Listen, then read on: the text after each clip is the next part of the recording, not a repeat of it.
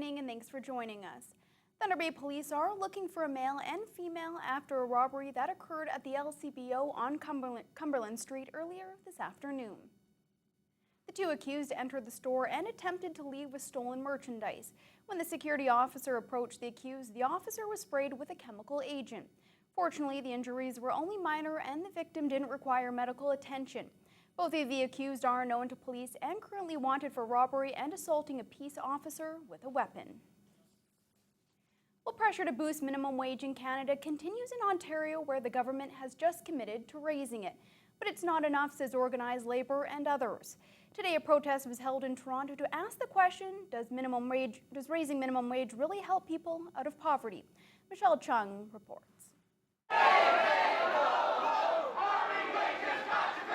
Labor groups brought their call for a higher minimum wage to one of Toronto's most popular retail malls. Some provinces are looking at raising their minimum wage rates this year, including Ontario.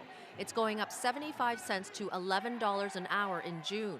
But for Pinky Paglingayan, that's not enough to properly feed her son. Why we are here today and fighting for a decent wage. That is a minimum wage that should bring workers and their families out of poverty. She says she works 3 part-time jobs that pay minimum wage, and she wants to see that rate go up.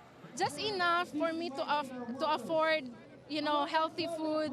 At the same time, I would be able to buy Metro Pass. I wouldn't be like walking from this job to the next. This economist says bigger minimum wage increases will not even things out for those at the bottom.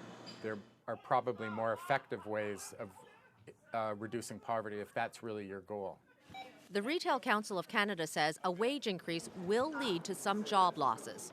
But Betcherman says studies show that's wrong too. Employers will respond to a minimum wage increase by doing things to try to increase the productivity of those workers. So they might start to train these workers a little bit more, or in some cases look for more skilled workers to fill those jobs. Minimum wage rates across the country are very similar, roughly between $10 and $11 an hour.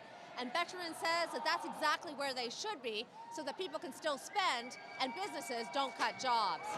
Labor leaders here say they will continue to demand a $14 minimum wage. They say people working at a full-time job can at least live with some dignity on that.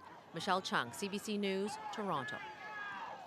The relationship between Grassy Narrows First Nation and Ontario's Ministry of Natural Resources continues to run against the grain. The First Nations leadership has declared an ambition to take over the forest management plan in their traditional lands, but the MNR has its own plan. John Thompson reports. Grassy Narrows approached Minister of Natural Resources David Orazietti last week with neighboring Wabascang and Whitefish Bay First Nations, requesting to adopt the forest management plan in the Whiskey Jack Forest.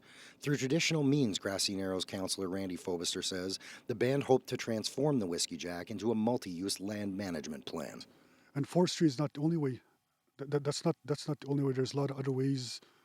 We can talk about economic development. There's tourism, ecotourism.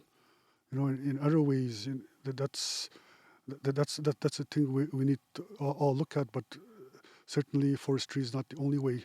That request was flatly rejected. While he's committing to meeting with Grassy prior to April 1st, Orazietti counter-offered engaging 9 First Nations in an enhanced sustainable forestry license, a ministry partnership between municipalities, First Nations, and industry. We really want to see First Nations directly managing this unit, and we want to see them benefiting because these are resources that are on their traditional lands. Yeah. But I want to do that in a way that helps to build the capacity for them to be able to, deliver on the work that needs to be done there, and also, respecting other First Nations in the area within Treaty 3 that have an interest in this area. And I think there are broader interests as well. There are economic interests, there are community interests, and we want to see everyone succeed. Chrissy Swain was among the youth who erected the logging blockade at Slant Lake 11 years ago. As the politics circle above her, she says she hasn't backed down over all those years, and she won't be backing down now. Personally, protecting my children's future and my future grandchildren's future is that I'm still standing in the same position, where, there's not going to be any destruction on this land. The ministry points out that only 1,000 hectares, or 0.001% of the units, are targeted for logging. But the talk in Grassy Narrows is how only 2.5% of that wood is going to First Nations development in a community where 4 out of every 5 people are unemployed. Even as the case over whether Ontario has the right to plant in the Whiskey Jack Forest winds its way through the Supreme Court, the provincial logging plan is set to begin this spring. John Thompson, TBT News. The Constitution of the Anishinaabe people in Treaty 3 has survived for centuries through conversation. Funding from the province will now entrench the laws of those 28 First Nations by creating the Constitution's first written version. Minister of Aboriginal Affairs David Zimmer was in Dawes First Nation this past week for annual meetings with each community in the Treaty 3 territory. He announced the province is renewing the New Relationship Fund, a capacity-building envelope of $210,000 for the Constitution project. The fund helped create a commemorative book for the 140th observance of the treaty last summer.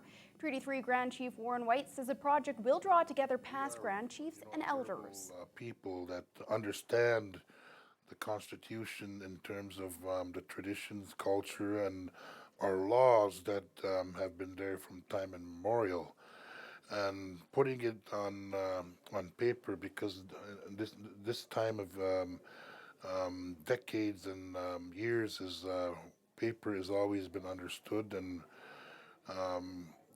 reluctantly we want to put it on paper so everybody understands our Constitution. Minister Zimmer refused to speak with the media about the project. For the first time ever, animal lovers were able to visit the Chippewa Park Wildlife Exhibit during the winter season. While it's not traditionally open as soon as the snow falls, park officials believe the animals in the exhibit look their best in their winter coats. Mike Albanese reports. The Friends at Chippewa staff have always talked about opening the exhibit up in the winter to see what new and exciting things they could do. Those dreams became a reality today as the City of Thunder Bay made the move to open the park up for the winter for the very first time. We, the Friends, are very excited about it. We think that opening up the park in the winter is a fantastic idea. We'd like to see that idea expanded upon, and so far we've had lots of people through, so we think that the public is supportive of that idea too. Those who were brave enough to come visit the animals on a cold day were offered some hot chocolate and a warm shelter as one of the features to the exhibit. The animals were also very mobile today and weren't afraid to show off their thick winter coats. It's nice to see them in the winter because their coats are big and full, and they're a lot more active in the winter. I mean, in the summer they're a little lazier. In the winter we've had people going through, and pretty much every animal on our list they've been seeing, so it's really nice for the public to come out and see them a little bit more out there and doing what they would do in their natural habitat.